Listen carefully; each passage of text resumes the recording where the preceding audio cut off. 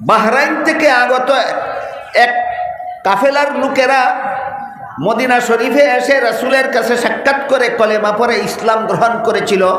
তাদের পেটের পীড়ার কথা বলেছিল। রাসূল তাদের চিকিৎসা বলে দিয়েছিলেন। চিকিৎসা সফল হওয়ার পরে তারা কতগুলি অপরাধ করলো। একটা অপরাধ, তারা মুরতাদ হয়ে গেল। তারা বলল, ইসলাম গ্রহণ করেছিলাম, এখন ইসলাম বর্জন করলাম। আমাদের যুগের জ্ঞান পাপীদের মতো গোপনে মুরতাদ হইল না প্রকাশ্যে মুরতাদ হইল? হ্যাঁ, এরা হইল প্রকাশ্য মুরতাদ।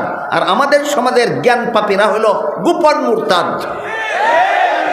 আমার কথা বুঝে থাকলে বলুন তো, গোপন মুরতাদদের চিনার উপায় কি? আল্লাহর বিধানের বিরুদ্ধে যুক্তি দেয়। গোপন মুরতাদদের চিনার উপায় কি?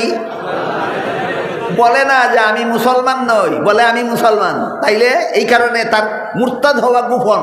চিনার উপায় আল্লাহর বিধানের বিরুদ্ধে যুক্তি দেয়, প্রমাণ হয়ে গেল তুমি মুরতাদ।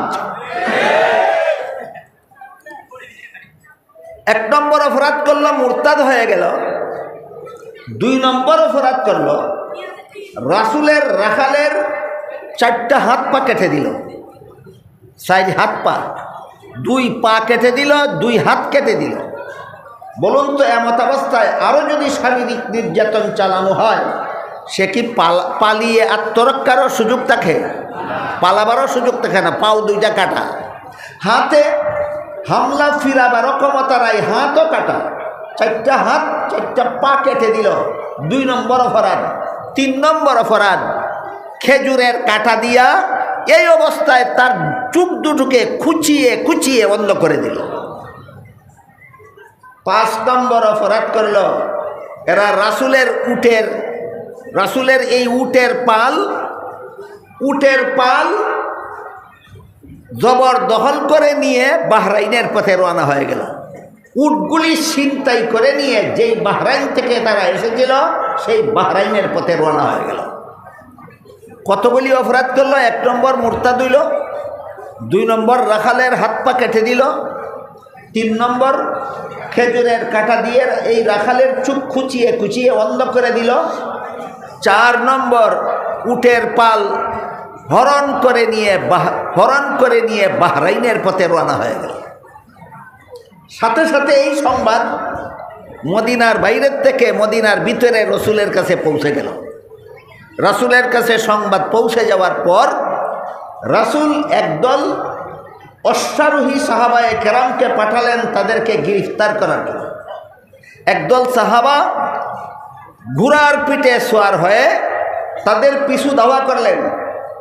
ওরা উট দিয়ে যাচ্ছিল, দ্রুত গতিতে যাওয়ার সুযোগ তাদের ছিল না। আর সাহাবাগণ ছিলেন ঘুড়সওয়ার, তারা দ্রুত গতিতে যাচ্ছিলেন। তারা যত দূর গিয়েছিল, সাহাবায়ে কেরাম তত দূর গিয়ে তাদের সবাইকে গ্রেফতার করে উট সহ অপহরণ করা মাল সহ রাসূলের দরবারে মদিনায় হাজির করে দিল।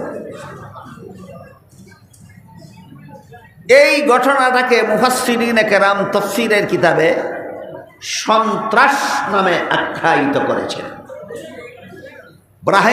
বাহরাইন থেকে আগত লোকেরা সন্ত্রাসী হামলা চালিয়েছিল।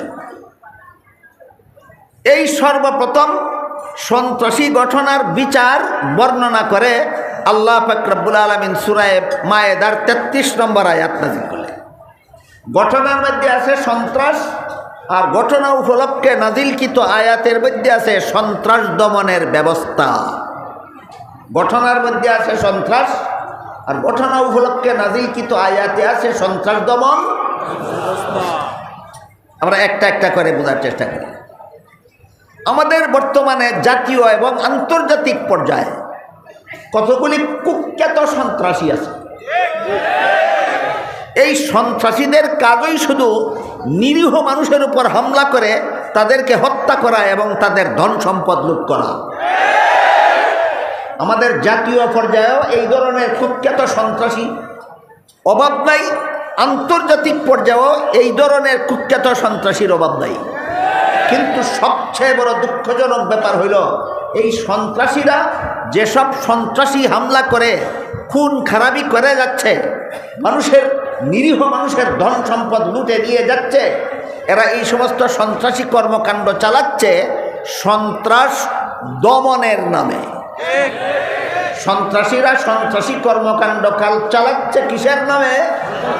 সন্ত্রাস দমনের নামে, যাতে সমাজের সরল মানুষের পক্ষে এই সমস্ত কুখ্যাত সন্ত্রাসীদের চিনা বড় কঠিন হয়ে দাঁড়িয়েছে। এই জন্য আয়াতের ব্যাখ্যায় মুফাসসিরিনে কেরাম সন্ত্রাসের যে ডেফিনেশন দিয়েছেন সেটা যদি আপনারা বুঝে রাখেন, তাহলে এই সমস্ত কুচক্রী সন্ত্রাসীদেরকে চিনতে আপনাদের মুঠেও অসুবিধা হবে না।